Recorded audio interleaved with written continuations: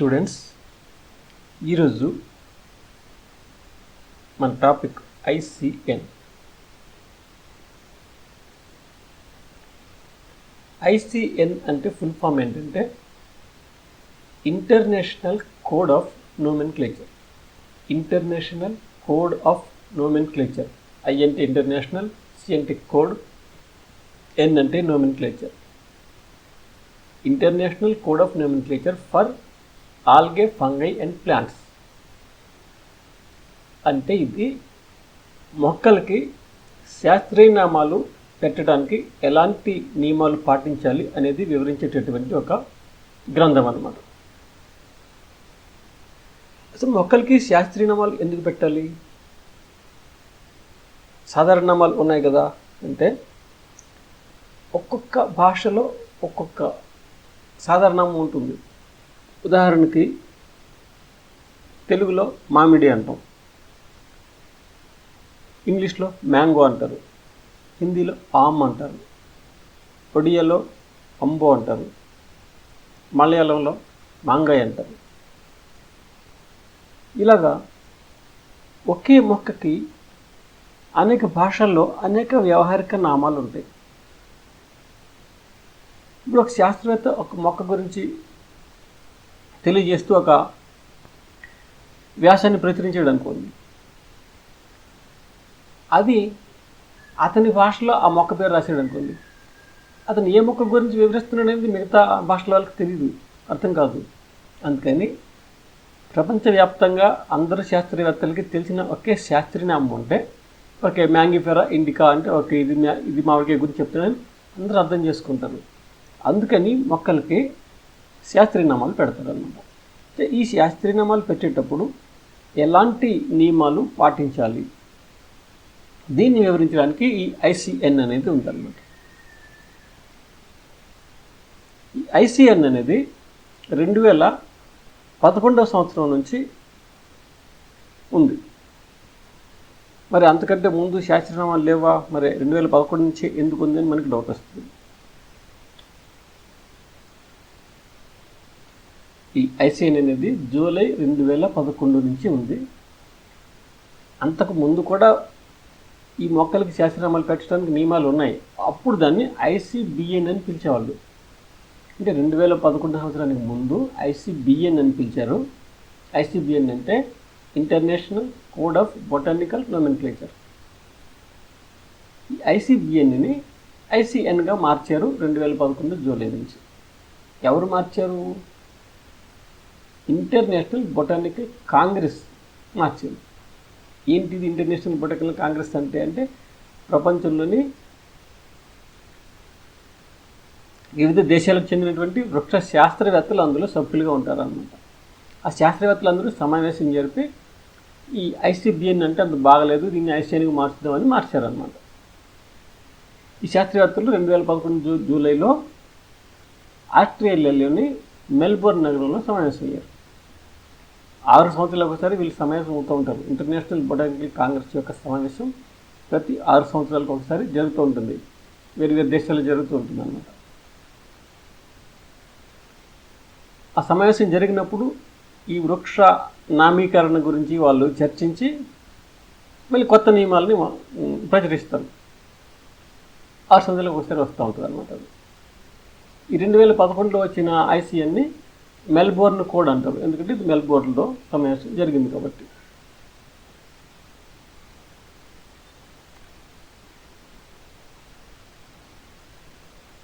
అసలు ఈ మొక్కలకి శాస్త్రీయనామాలు పెట్టాలి, దానికి ఒక నియమాలు ఉండాలి అని చెప్పేసి 1867లో ప్యారిస్లో ఈ ఇంటర్నేషనల్ బొటానికల్ కాంగ్రెస్ సమావేశం జరిగింది. ఇంటర్నేషనల్ బొటానికల్ కాంగ్రెస్ యొక్క మీటింగు 1867 సంవత్సరంలో ఫ్రాన్స్ దేశంలోని ప్యారిస్లో జరిగింది. This meeting was authorised by IABMS. అంటే ఐఏబిఎంఎస్ ఆధ్వర్యంలో ఈ సమావేశం జరిగింది. ఐఏబిఎంఎస్ అంటే ఏంటి? International association of botanical and mycological societies.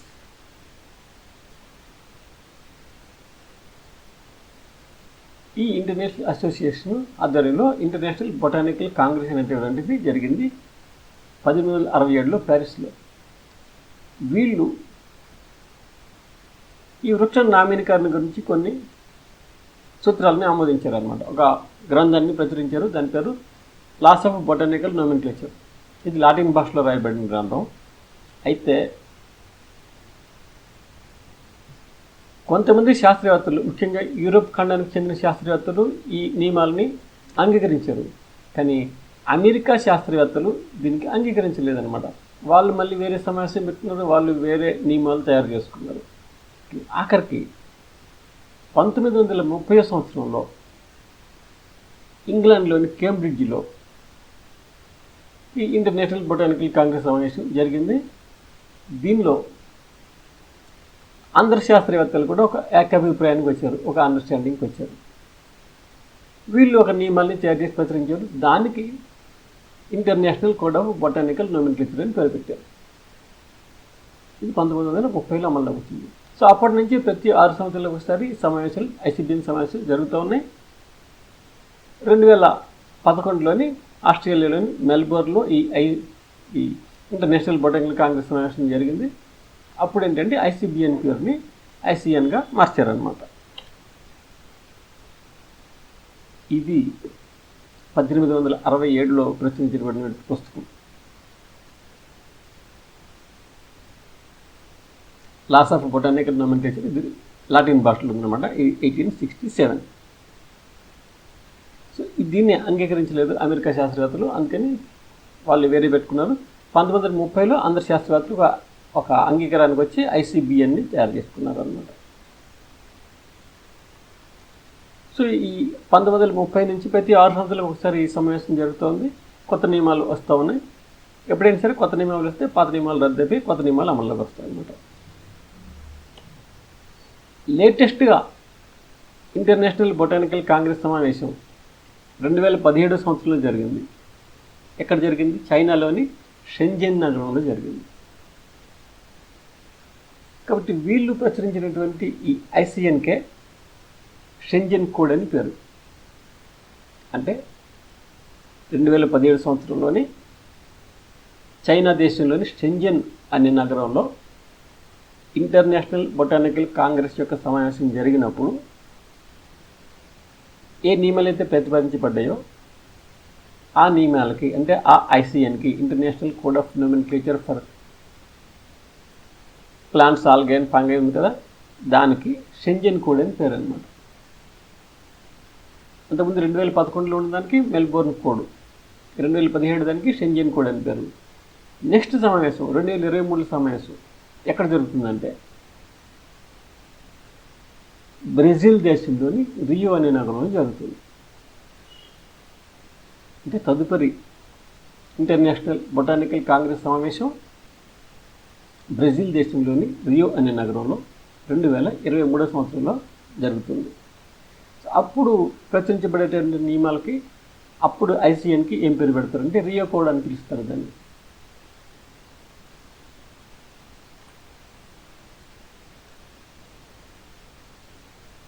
Each new edition of the code supersedes earlier editions. అంటే ఒక కొత్త ఎడిషన్ వచ్చిందంటే ఆ పాత ఎడిషన్స్ అన్ని రద్దయిపోయినట్టే. అంటే ఇప్పుడు షెంజన్ కోడ్ వచ్చింది కాబట్టి మెల్బోర్న్ కోడ్ రద్దయిపోయినట్టు. రద్దయిపోయి ఈ షెంజన్ కోడ్లో ఉన్నవే అమల్లో ఉంటాయి. ఇంకొక విషయం ఏంటంటే ఈ షెంజన్ కోడ్ అనేది 2017 నుంచి అమల్లోకి వచ్చింది కదా, కాబట్టి ఇప్పటి నుంచి పెట్టేటటువంటి శాస్త్రీయనామాలు ఈ నియమాలను అనుసరించాలేమో. ఆ పాత ఆల్రెడీ పేర్లు పెట్టేశారు కదా 2017 ముందు శాస్త్రీయనామాలు ఉన్నాయి కదా మొక్కలకి, వాటికి ఈ రూల్స్ వర్తించమని అనుకోకూడదు. ఈ రూల్స్ ఏంటంటే పాత వాటికి కూడా వర్తిస్తాయి. రిట్రాక్టివ్ బ్యాక్ టు 1753. అంటే ఆ నియమాలు అనేటువంటివి పాత, అంటే ఆల్రెడీ ఉన్నటువంటి బొటానికల్ నేమ్స్కి కూడా అవి వర్తిస్తాయి. ఆ రూల్స్ ప్రకారం లేని బొటానికల్ నేమ్స్కి మార్చేయాల్సి ఉంటుంది అన్నమాట. సరే, ఈ ఐసిఎన్లో అంటే ఈ షెంజన్ కోడ్లో ఏమేమి భాగాలు ఉన్నాయని చూద్దాం. ఈ పుస్తకంలో ఏమేమి భాగాలు ఉన్నాయి. ఫస్ట్ది ఏంటంటే ప్రియంబుల్.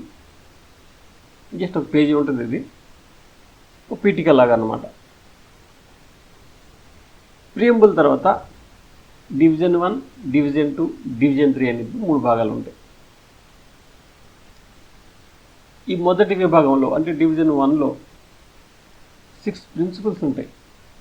6 ముఖ్యమైన సూత్రాలు ఉంటాయన్నమాట, 6 మూల సూత్రాలు ఉంటాయన్నమాట. అంటే బొటానికల్ నేమ్స్ అన్నీ కూడా, సస్యనామాలన్నీ కూడా ఈ 6 సూత్రాలకి లోబడి ఉండాలన్నమాట. నెక్స్ట్ డివిజన్ 2 రెండో విభాగంలోని రూల్స్ అండ్ రికమెండేషన్స్ ఉంటాయి. అంటే ఈ మొక్కలకి శాస్త్రనామాలు పెట్టినప్పుడు పాటించవలసినటువంటి నిబంధనలు మరియు సిఫారసులు. రూల్స్ అంటే నిబంధనలు, రికమెండేషన్స్ అంటే సిఫారసులు. నిబంధనల్ని తప్పనిసరిగా పాటించాలి. నిబంధనలకి అనుగుణంగా లేకపోతే ఆ బొటానికల్ చెల్లదు. రికమెండేషన్స్ అనేవి ఏంటంటే సిఫారసులు. వీటిని పాటించవచ్చు, పాటించకపోవచ్చు, పాటిస్తే మంచిది, అంతే. 6 మూల సూత్రాలు డివిజన్ 1లో ఉన్నాయి. కొన్ని నిబంధనలు, సిఫారసులు రెండో విభాగంలో ఉన్నాయి. నెక్స్ట్ మూడో విభాగం ఉంది. దీంట్లో ఏంటంటే ప్రొవిజన్స్ ఫర్ గవర్నెన్స్ అనేవి ఉంటాయి. అంటే ఈ నియమావళిని సవరించడానికి సంబంధించినటువంటి అంశాలు ఉంటాయి. తర్వాత గ్లాసరీ ఉంటుంది, అలాగే ఇండిసెస్ ఉంటాయి. ఇంకా దాని తర్వాత అపెండిసెస్ అంటే అనుబంధాలు ఉంటాయి. ఈ అనుబంధాలు ఎన్ని ఉంటాయంటే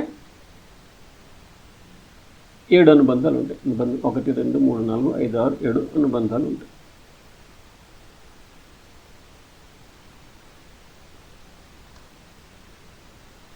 ఇది ప్రియంబుల్ అన్నమాట. ఈ ప్రియంబుల్లోని ఒక 14 విషయాలు ఉన్నాయి. ఇందులో లాస్ట్ది ఏంటంటే this edition of the code supersedes all previous editions. అంటే ఇంతకు ముందు ఉన్నటువంటి ఎడిషన్స్ అన్నింటినీ కూడా ఇది రద్దయిపోయి ఇది మాత్రం అమల్లోకి ఉంటుందని చెప్తుంది అన్నమాట. ఇంకా ప్రియంబుల్ ఏం చెప్పారంటే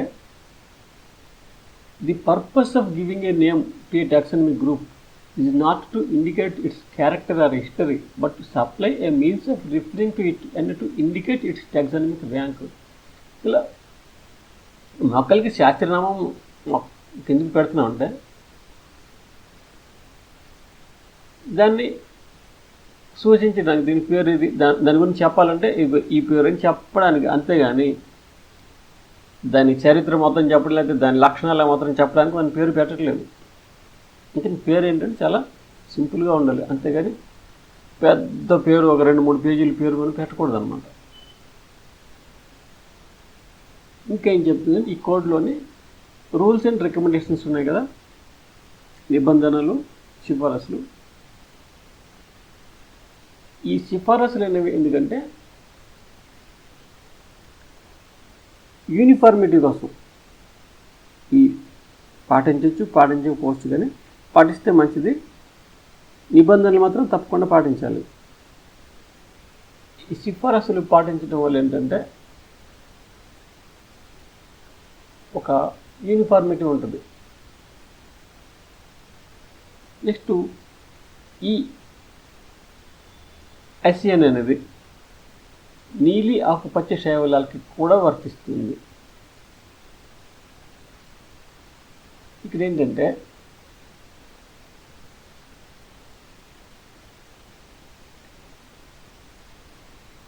నీలి ఆకుపచ్చ శైవలాలు అనేవి కేంద్రక పూర్వజీవులు. కేంద్రక పూర్వజీవులకి వేరే కోడ్ ఉంది. కేంద్రక పూర్వజీవులకి పేర్లు పెట్టడానికి వేరే సూత్రాలు ఉన్నాయి. సో బ్యాక్టీరియాలు కేంద్రక పూర్వజీవుల కింద వస్తాయి. నీలి ఆకుపచ్చ శైవలాలు కూడా కేంద్రక పూర్వజీవులు అయినప్పటికీ కూడా వాటికి పేర్లు పెట్టాలంటే ఈ ఐసిఎన్ సూత్రాలనే వర్తించాలి అని చెప్పేసి ఇందులో రాసిందనమాట. మిగతా కేంద్రక పూర్వజీవులన్నిటికీ వేరే కోడ్ ఉంది, కానీ నీలి ఆకుపచ్చ శైలాలు కేంద్రక పూర్వజీవులు అయినప్పటికీ కూడా ఈ ఐసిఎన్ ప్రకారం వాటికి పేర్లు పెట్టాలని చెప్తా ఉంది.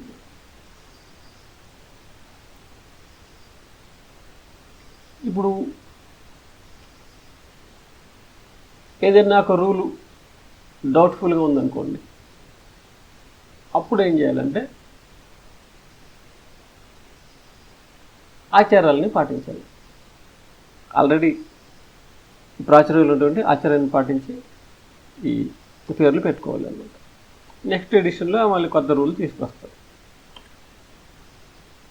సరే, నెక్స్ట్ విభాగం 1లోని 6 సూత్రాలు అని చెప్పుకున్నాం కదా. అందులో మొదటి సూత్రం ప్రిన్సిపల్ 1, ఈ మొట్టమొదటి మూల సూత్రం ఏం చెప్తుందంటే, the nomenclature of algae, fungi and plants is independent of zoological and prokaryotic nomenclature. అంటే ఈ మొక్కలు, శైవులాలు, శిలీంధ్రులకు సంబంధించి ఈ ఐసిఎన్ తయారు చేశారు కదా, దీనికి ఈ జంతువుల యొక్క నామీకరణకి ఎలాంటి సంబంధం లేదు. జంతువుల నామీకరణకి వేరే కోడ్ ఉంది, దానికి వేరే సూత్రాలు ఉన్నాయి, దానికి దీనికి సంబంధం లేదన్నమాట. అందులో ఉన్న ఈ నియమాలని ఇందులో పాటించాల్సిన అవసరం లేదు. మొక్కలకి పేర్లు పెట్టేటప్పుడు పాటించాల్సిన అవసరం లేదు. మొక్కలకి పేర్లు పెట్టేటప్పుడు ఈ ఐసిఎన్ని మాత్రమే పాటించాలి.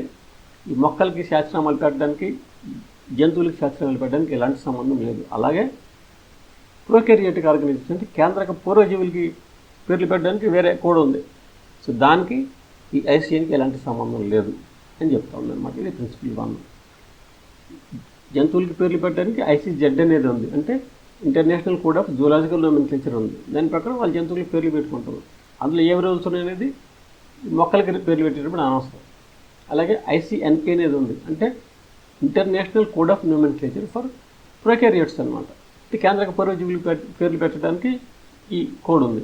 అలాగనే ICVCN ఇది వైరస్లకి ఈ నామీకరణ చేయడానికి సంబంధించినటువంటి కోడ్ అనమాట. International code of virus classification and నోమెన్క్లేచర్.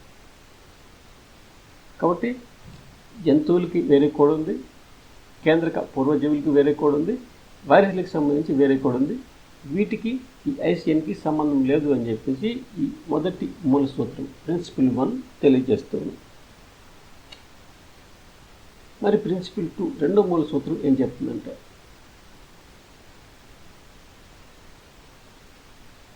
ఈ వర్గీకరణ సముదాయాలకి పేర్లు పెట్టేటప్పుడు నోమెన్క్లేచరల్ టైప్స్ యొక్క ప్రాముఖ్యత అనేది చెప్తుంది. ఏంటి నోమెన్క్లేచరల్ టైప్స్ అంటే,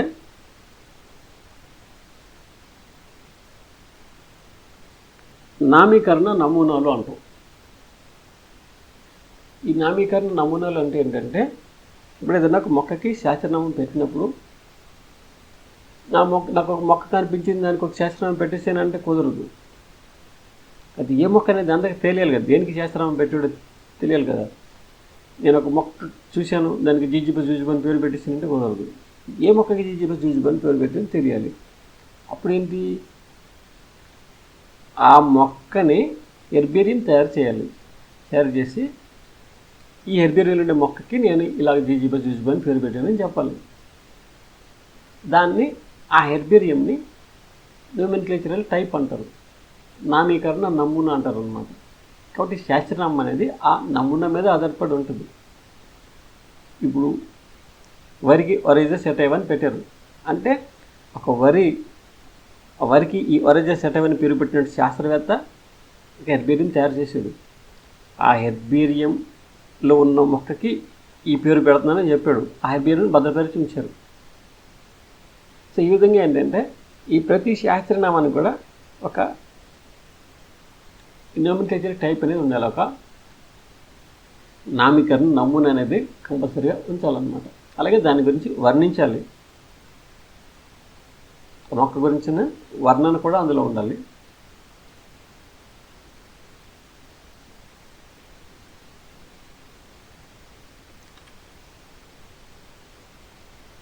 మూడో మూల సూత్రం ఏం చెప్తుందంటే ఈ నామీకరణ అనేది ప్రయారిటీ ఆఫ్ పబ్లికేషన్ మీద ఆధారపడి ఉంటుంది అని చెప్తుంది. ఏంటి ఈ ప్రయారిటీ ఆఫ్ పబ్లికేషన్ అంటే ఏంటి?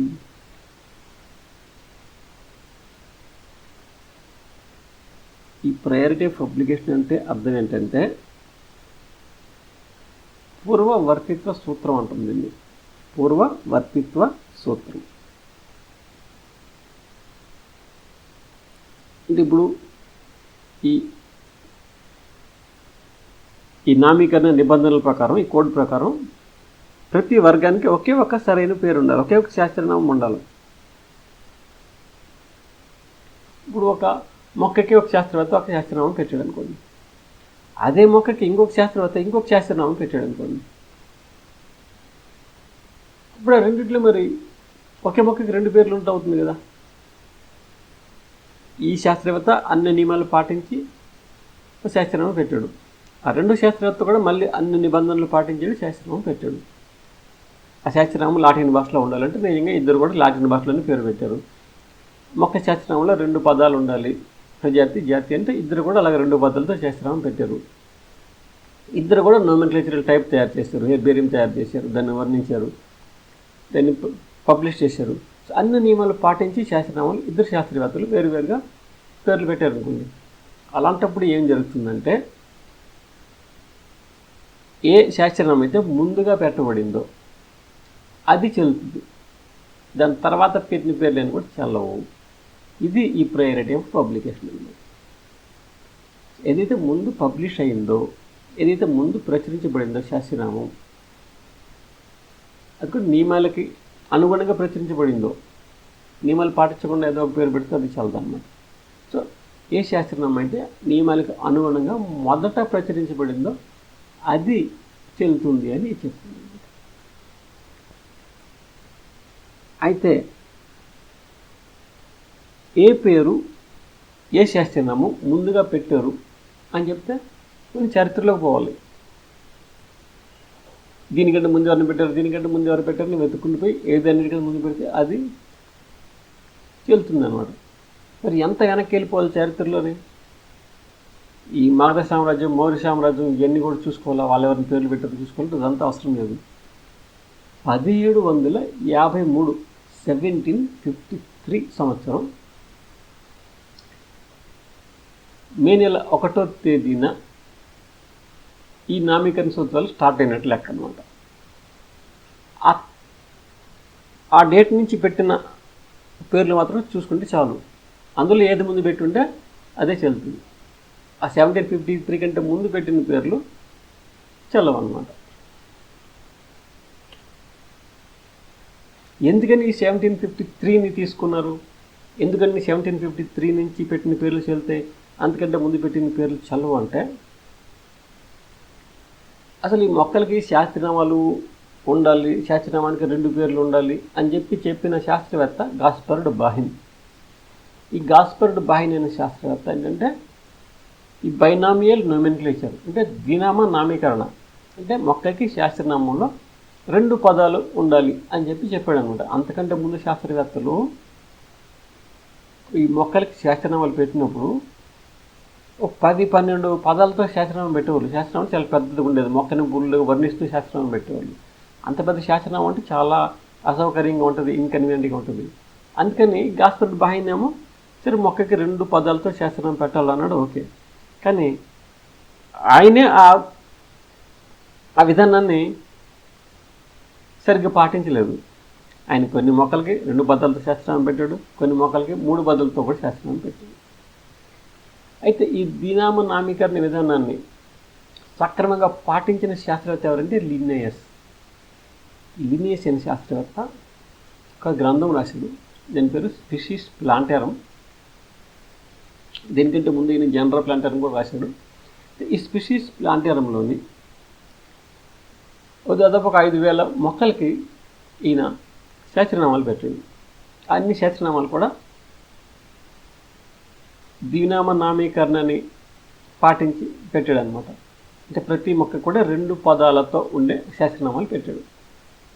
మొదటి పదం ప్రజాతి, రెండో పదం జాతి, జీనస్, స్పీషీస్. ఇలాంటి పేర్లు ఈ స్పీషీస్ ప్లాంటర్లో దాదాపు ఒక 5,000 మొక్కలకి పెట్టాడు అనమాట. అంటే లినియస్ ఏమనుకున్నాడంటే ప్రపంచంలోని మొక్కల జాతులు మొత్తం కలిపి 10,000కి మించమనుకున్నాడు. కానీ ఇప్పుడు మనకు తెలుసు ఏంటంటే ప్రపంచంలోని 4 లక్షల జాతులకు పైగా ఉన్నాయి పుష్పించే మొక్కలే.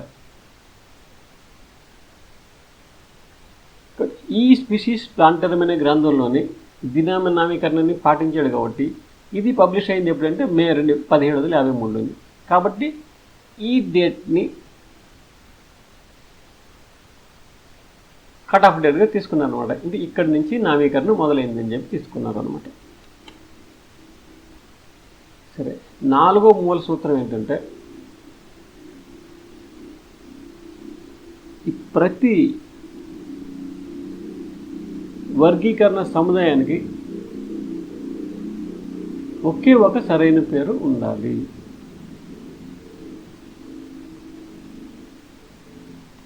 ఏదైతే ముందుగా పెట్టబడిందో అదే కరెక్ట్. కానీ ఎక్సెప్ట్ ఇన్ స్పెసిఫైడ్ కేసెస్, అంటే కొన్నిసార్లు మాత్రం తర్వాత పెట్టిన పేరుని కూడా అంగీకరిస్తారు. సో అలాంటి పేర్లు ఏమున్నాయని చెప్పి ఆ లిస్ట్ కూడా ఇస్తారన్నమాట.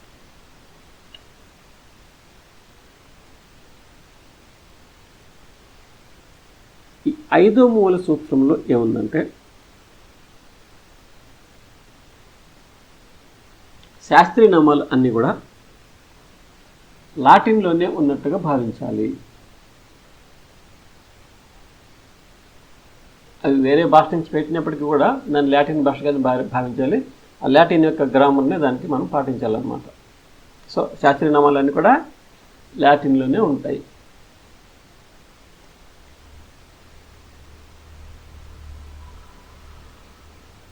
ఈ 6వ మూల సూత్రం ఏం చెప్తుందంటే the rules of nomenclature are retroactive unless expressly limited. అంటే ఈ ఐసినటువంటి రూల్స్ అన్నీ కూడా, నిబంధనలు అన్నీ కూడా రిట్రోయాక్టివ్, అంటే పాత వాటికి కూడా వర్తిస్తాయి. ఆల్రెడీ ఈ కోడ్ పబ్లిష్ అవ్వడానికి ముందే పెట్టిన శాస్త్రనామాలు ఉంటాయి కదా. ఈ సెంజన్ కోడ్ అనేది లేటెస్ట్ ఐసిఎన్ 2017 నుంచి అమల్లోకి వచ్చింది. 2017కి ముందు చాలా శాస్త్రనామాలు ఉన్నాయి కదా, అవన్నీ కూడా ఈ రూల్స్కి అనుగుణంగా ఉండాలి. ఏదైనా సరే ఈ రూల్స్కి అనుగుణంగా లేకపోతే ఆ శాస్త్రనామం మార్చేయచ్చు అన్నమాట. అయితే దానికి కూడా కొన్ని ఎక్సెప్షన్స్ ఉన్నాయి. కొన్ని నియమాలకు అనుగుణంగా లేకపోయినా సరే అవి మార్చాల్సిన పని లేదని కూడా ఇందులో కొన్ని రాసి ఉన్నాయి.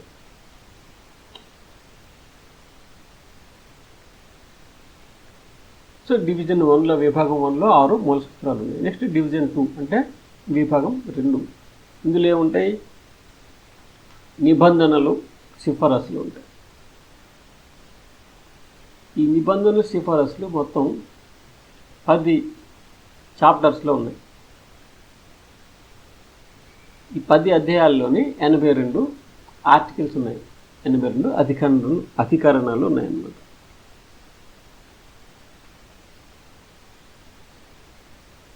ఈ 10 చాప్టర్లు ఏంటంటే చాప్టర్ 1, చాప్టర్ 2 అలాగే చాప్టర్ 8 వరకు పేరు పెట్టారు. చాప్టర్ 8 తర్వాత చాప్టర్ 9 కాదు, చాప్టర్ F అని పేరు పెట్టారు. 10వ చాప్టర్ 10 అనుకుండా చాప్టర్ H అని పేరు పెట్టారు. F అంటే ఇక్కడ ఫంగస్ అనమాట. ఇందులో శిలీంధ్రాలకు సంబంధించిన విషయాలు ఉన్నాయి. H అంటే హైబ్రిడ్స్ అనమాట, అంటే సంకరాలు. 2 వేరు వేరు జాతులకు చెందిన మొక్క మధ్య సంకరం జరిపారు అనుకోండి, వచ్చిన సంకరం మొక్కకి ఎలాంటి పేరు పెట్టాలి అనేవి ఈ చాప్టర్ Hలో వివరించారు అనమాట. F అంటే ఫంగస్, H అంటే హైబ్రిడ్. సో ఇలా మొత్తం 10 చాప్టర్స్ ఉన్నాయి. ఆ 10 చాప్టర్స్లో కలిపి 82 ఆర్టికల్స్ ఉన్నాయి. ఇది డివిజన్ 2లో ఉండే విషయాలు అనమాట. అందులో ఫస్ట్ చాప్టర్లో దేని గురించి ఉందంటే ట్యాక్సా అండ్ దేర్ ర్యాంక్స్.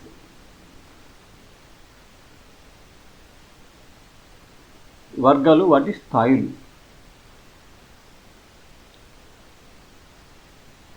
ఈ వర్గీకరణ సముదాయం ఏ స్థాయికి సంబంధించినప్పటికీ దాని ఒక వర్గం అంటాం అన్నమాట. అంటే జాతి అనేది ఒక వర్గం, ప్రజాతి అనేది ఒక వర్గం, కుటుంబం అనేది ఒక వర్గం, క్రమం అనేది ఒక వర్గం, తరగతి అనేది ఒక వర్గం. ఇలాగా దేని సరే ఒక ట్యాక్స్ అని అంటాం, ఒక వర్గం అంటాం. ప్రతి మొక్క కూడా ఏదైనా ఒక జాతికి చెంది ఉంటుంది, ఏదైనా ఒక ప్రజాతికి చెంది ఉంటుంది, అలాగే ఏదైనా ఒక కుటుంబానికి చెంది ఉంటుంది, అలాగే ఏదైనా ఒక క్రమానికి చెంది ఉంటుంది. ఇప్పుడు మామిడి ఉందనుకోండి, మ్యాంగిఫెరా ఇండికా. సో మ్యాంగిఫెరా అనే ప్రజాతికి అది చెంది ఉంది. అలాగే ఇది అనాకార్డియేసి అనేటువంటి కుటుంబానికి చెందిన మొక్క. అలాగే ఇది సాపిండియల్స్ అనేటువంటి క్రమానికి చెందిన మొక్క. అంతేగాని ఒక మొక్క ఉంది, అదొక ప్రజాతి ఉంది, కానీ కుటుంబం లేదు, అది ఏ కుటుంబం లేదని చెప్పకూడదు. కంపల్సరిగా అది ఏదో ఒక దానికి ఒక ప్రజాతి ఉండాలి, జాతి ఉండాలి.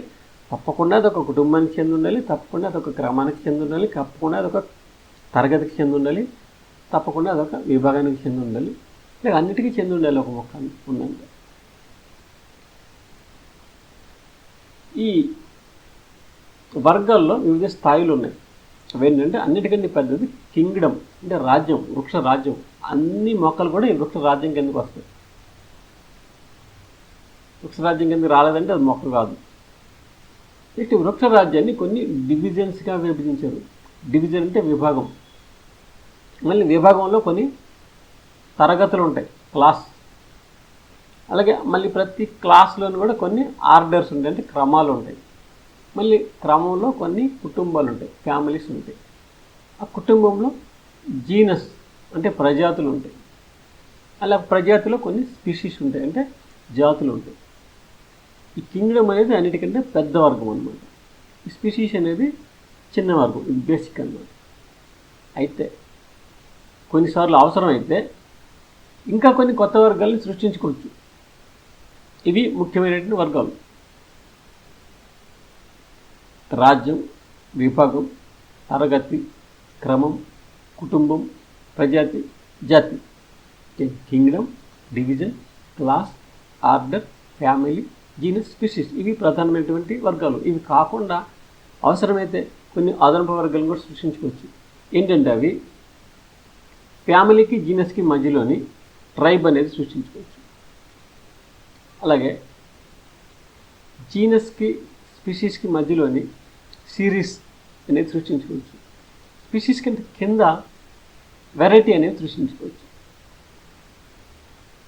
Next, the relative order of the ranks specified in article 3 and article 4 must not be altered. అంటే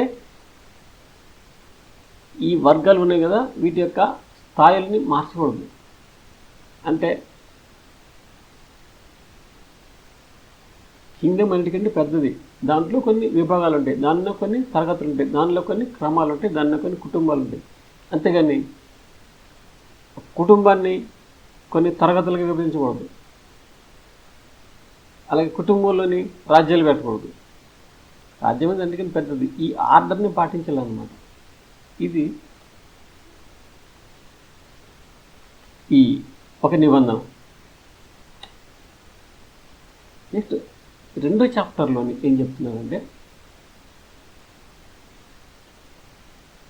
స్టేటస్, టైపిఫికేషన్ అండ్ ప్రయారిటీ.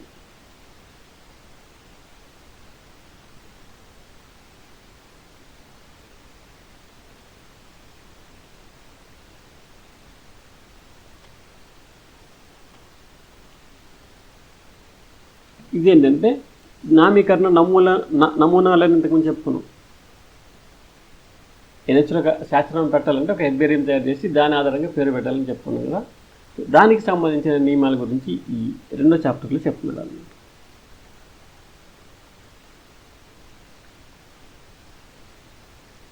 కుటుంబం కానీ దానికంటే తక్కువ స్థాయి గల వర్గాలకి సరైన పేర్లు నామీకరణ నమూనాల మీద ఆధారపడి ఉంటాయి.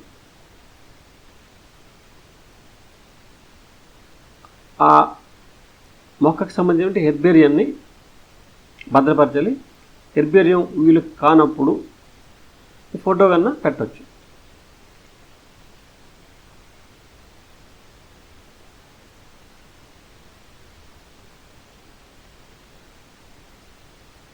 కాబట్టి ఈ నమూనా అనేది ఒక సింగిల్ స్పెసిమెన్ అన్న అయి ఉండొచ్చు, లేదంటే ఫోటో కానీ బొమ్మ కానీ అయి ఉండొచ్చు.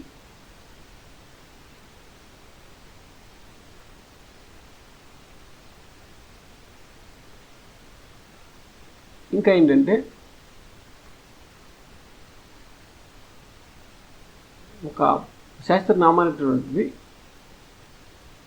ఈ కోడ్లలో నిబంధనలకి అనుగుణంగా పబ్లిష్ చేయకపోతే, ప్రచురించబడకపోతే దానికి ఎలాంటి స్టేటస్ లేదు, ఎలాంటి స్థాయి లేదని చెప్తుంది. సో ఏంటి న్యూమరికల్ టైప్స్ అనేక రకాలు ఉన్నాయన్నమాట. అవి హోలోటైప్, లెక్టోటైప్, ఐసోటైప్, సింటైప్, పారాటైప్, నియోటైప్ అని అనేక రకాల నమూనాలు ఉన్నాయి. ఇందులోని హోలోటైప్ అంటే ఒక మొక్క వర్ణనకి దాని కర్త అంటే ఏ సైంటిస్ట్ అయితే ఆ పేరు పెట్టాడో శాస్త్రనామం అతని కర్త అంటారు. సో అతను ఉపయోగించినటువంటి హెర్బేరియంని హోలోటైప్ అంటారు. సో ఒక సైంటిస్ట్ ఒక మొక్క హెర్బేరియం తయారు చేసి దీనికి ఈ శాస్త్రనామం పెట్టాడు అనుకోండి. సో దాన్ని హోలోటైప్ అంటారు. మరి లెక్టోటైప్ అంటే ఏంటంటే ఒక శాస్త్రవేత్త కొన్ని హెర్బేరియం షీట్లు తయారు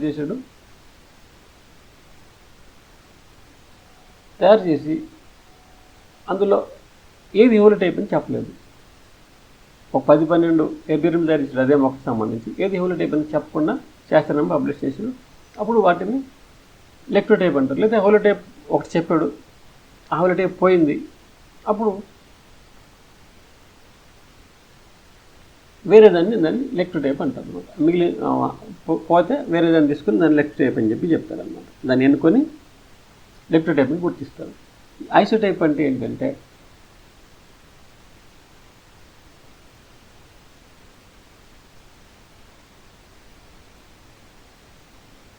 ఒక శాస్త్రవేత్త కొన్ని కలెక్ట్ చేశాడు హెర్బేరియంలో ఒక మొక్కకు సంబంధించి. అప్పుడు ఒకదాన్ని హోలోటైప్ అన్నాడు, మిగిలిన వాటిని ఐసోటైప్ అంటారు. ఇవి కూడా అదే ప్లేస్లో అదే టైంలో కలెక్ట్ చేసి ఉండాలి. నెక్స్ట్ సింటైప్ అంటే స్పెసిమెన్. ఇదొక డయాగ్రామ్ కానీ ఫోటో కానీ ఒరిజినల్గా ఒక మొక్కకి శాస్త్రనామం పెట్టేటప్పుడు దానికి వర్ణన కూడా ఇవ్వాలి. సో ఆ వర్ణనలో సూచించబడినటువంటి నమూనా అంటే హోలోటైప్ లేకుండా వేరే నమూనాల గురించి అందులో రాసినట్టయితే వాటిని సింటైప్ అంటారు అన్నమాట. అంటే ఒక శాస్త్రవేత్త కొన్ని హెర్బేరియంలు తయారు చేశాడు, అందులో ఒక 4-5 తయారు చేసి ఇందులో ఇది హోలోటైప్ అని చెప్పలేదు. ఈ 4-5 మొక్కల్ని కూడా అందులో వర్ణించాడు అనమాట. అప్పుడు ఈ 4-5 కూడా ఈక్వల్ స్టేటస్ ఉంటుంది. అందులో ఏది హోలోటైప్ కాదు, ఏది ఐసోటైప్ కాదు, అన్నీ కూడా సింటైప్స్ అంటారు అనమాట. 5 హెర్బేరియం తయారు చేసి ఒకటి హోలోటైప్ అని చెప్పాడంటే మిగతావి ఐసోటైప్స్ అవుతాయి. 5 కలెక్ట్ చేసి హోలోటైప్ ఏది చెప్పకపోతే 5 కూడా సింటైప్స్ అవుతాయి అన్నమాట. నెక్స్ట్ పారాటైప్ అంటే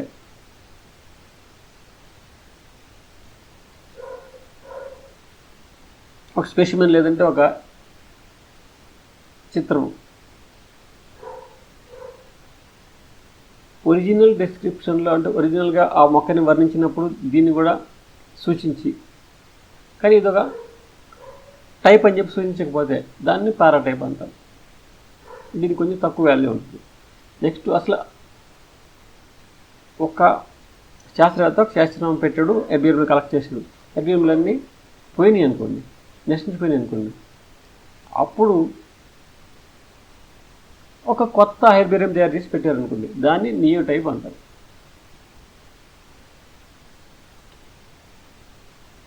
చాప్టర్ 3 ఏం చెప్తుందంటే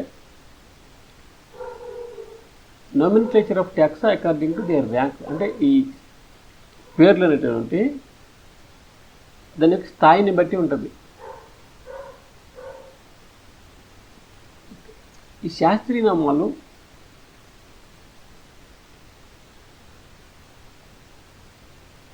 రెండు పేర్లు ఉంటాయి. మొదటిది ప్రజాతి, రెండవది జాతి. అయితే ప్రజాతి ఒకే పదమై ఉండాలి, జాతి ఒకే పదమై ఉండాలి. కొంచెం ఒకటి కంటే ఎక్కువ పదాలతో పెట్టారనుకోండి జాతి పేరు, అప్పుడు ఆ రెండు పదాలకి మధ్యన హైఫన్ పెట్టాలి. హైఫన్ చిన్న అడ్డగెత్తి పెడితే ఒకే పదం కింద లెక్క అన్నమాట.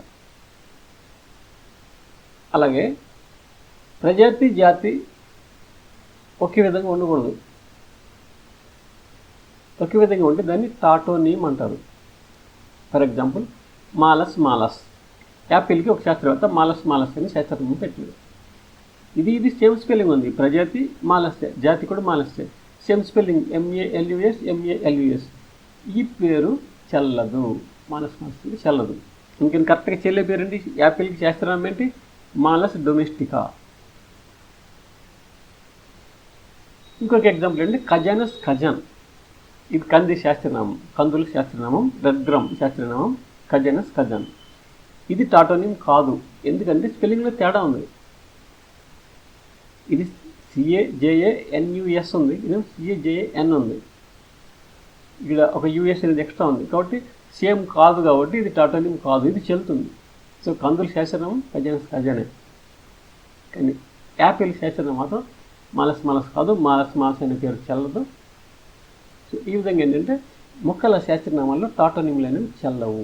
ప్రజాతి జాతి సేమ్ స్పెల్లింగ్ ఉండకూడదు. కానీ జంతువుల శాస్త్రనామంలో ఉండొచ్చు. యాక్సిస్ అంటే అది శాస్త్రనామం చెల్లుతుంది, నాజా అంటే అది చెల్లుతుంది. కానీ బోటనీలో అలాంటివి చెల్లవు.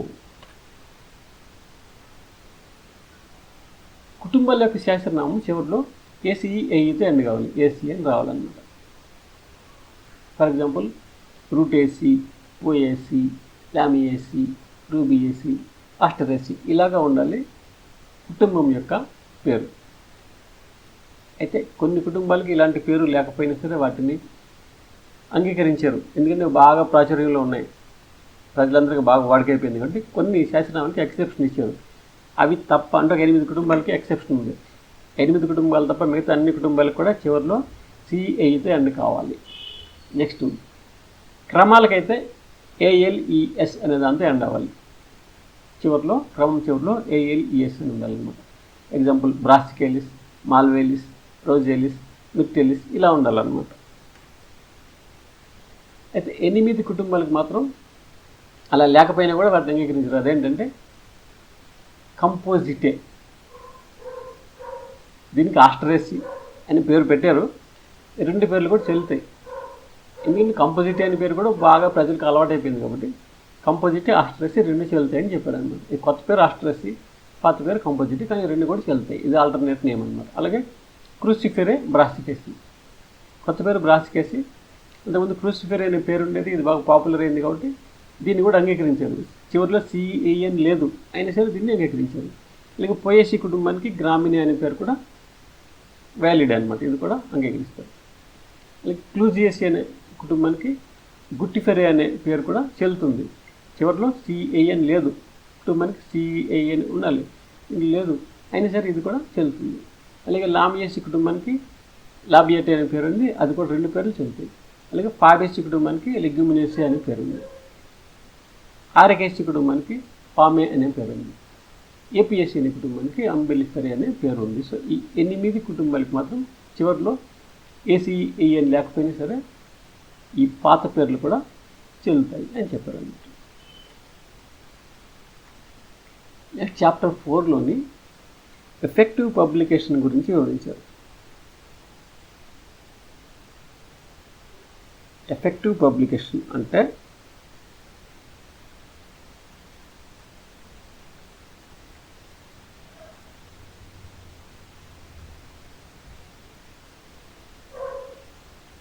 ప్రభావిత ప్రచురణ. అంటే ఏదైనా ప్రచురణ మొక్కకి కొత్త శాస్త్రం పెట్టినప్పుడు దాన్ని పబ్లిష్ చేయాలి, ప్రచురించాలి. ఆ పబ్లిష్ చేయడం ఎలాగా పబ్లిష్ చేయాలంటే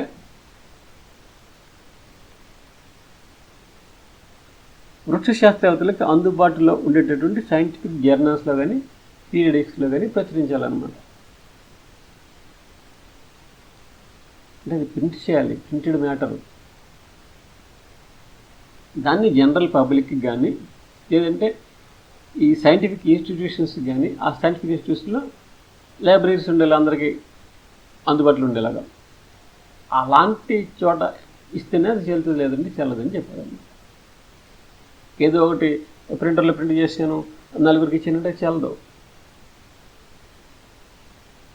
జనరల్ పబ్లిక్కి అందుబాటులో ఉండాలన్నమాట.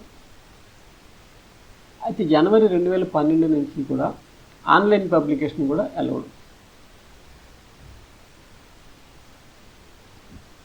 ISSN ISBN జర్నల్స్లో అంటే ఏదో చిన్న జర్నల్ పబ్లిష్ చేసి కుదరదు. ఆ జర్నల్కి ISSN కానీ ISBN కానీ ఉన్నటువంటి జర్నల్స్లోనే పబ్లిష్ చేయాలి. నెక్స్ట్ చాప్టర్లో వ్యాలిడ్ పబ్లికేషన్ గురించి చెప్తున్నాను. అంటే చెల్లుబడిలో ఉన్నటువంటి ప్రచురణ. ఏదన్నా ఒక శాస్త్రనామాన్ని ప్రచురించినట్టయితే దానికి కొన్ని కండిషన్స్ ఉన్నాయి. ఆ కండిషన్స్ ఉంటేనే అది చెల్లుతుంది, లేకపోతే చెల్లదన్నమాట.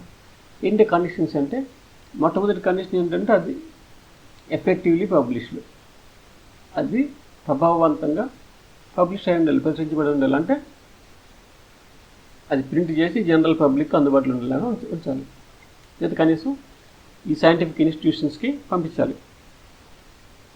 రెండోది ఏంటంటే లాటిన్ భాషలోనే అది రాయాలి. ఒక శాస్త్రనామం పెట్టినప్పుడు దాని డిస్క్రిప్షన్ అంతా ఇవ్వాలి, అందువల్ల లాటిన్ భాషలో డిస్క్రిప్షన్ రాయాలి. దాని వర్ణన లాటిన్ భాషలో వర్ణించాలి మొక్కని. మూడోది ఏంటంటే చాప్టర్ 3లో ఉన్నటువంటి నిబంధనలన్నీ పాటించాలి, అప్పుడే అది చెల్లుతుందన్నమాట. నెక్స్ట్ ఈ చాప్టర్ 6 ఏం చెప్తుంటే సైటేషన్ గురించి చెప్తుంది.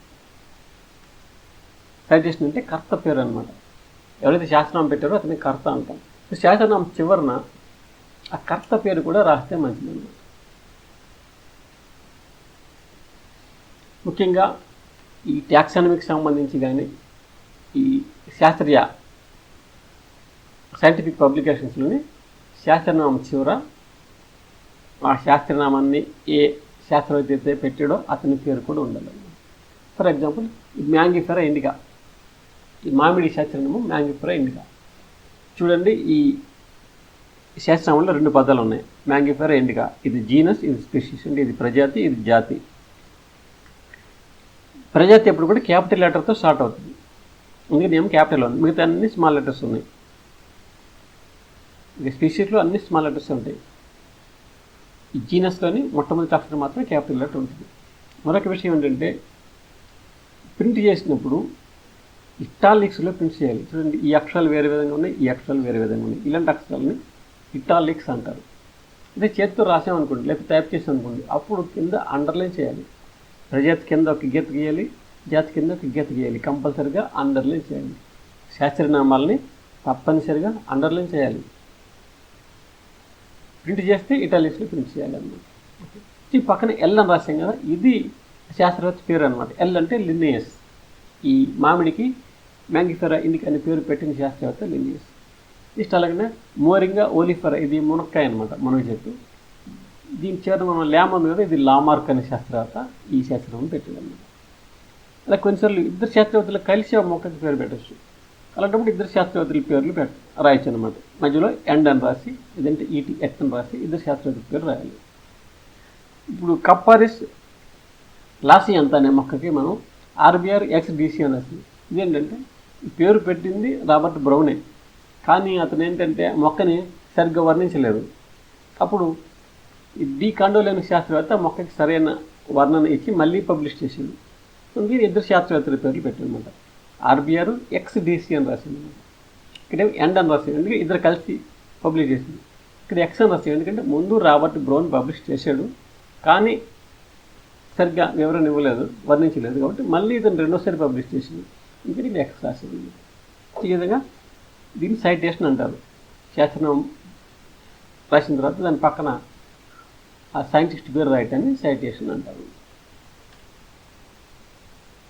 నెక్స్ట్ చాప్టర్ 7లోని రిజెక్షన్ ఆఫ్ నేమ్స్, అంటే పేర్లను తిరస్కరించటం.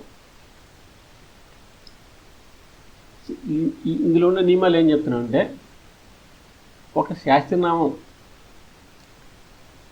ఒక శాస్త్రవేత్త ప్రతిపాదించాడంటే దాన్ని ఊరికే అది బాగలేదు అని చెప్పి తిరస్కరించకూడదు. అది రూల్స్ ప్రకారం ఉంటే దాన్ని అంగీకరించాల్సిందే. అంతేగాని ఈ పేరు అంత బాగోలేదు, వేరే పేరు బాగుందని అనకూడదు. నెక్స్ట్, ఒక శాస్త్రనామం ప్రతిపాదించబడిన తర్వాత వేరే శాస్త్రవేత్త ఇంకొక పేరు ప్రతిపాదిస్తాడంటే అది చెల్లదు. ఏదైతే ముందు ప్రతిపాదించబడిందో అదే చెల్లుతుంది. నెక్స్ట్ ఏంటంటే చాప్టర్ 8 ఆర్థోగ్రఫీ గురించి చెప్తుంది. ఆర్థోగ్రఫీ అంటే శాస్త్రనామం పెట్టినప్పుడు ఒక శాస్త్రవేత్త ఏమైనా స్పెల్లింగ్ మిస్టేక్స్ కానీ ఈ టైపింగ్ ఎర్రర్స్ కానీ ఏమన్నా ఉంటే వాటిని మార్చవచ్చు.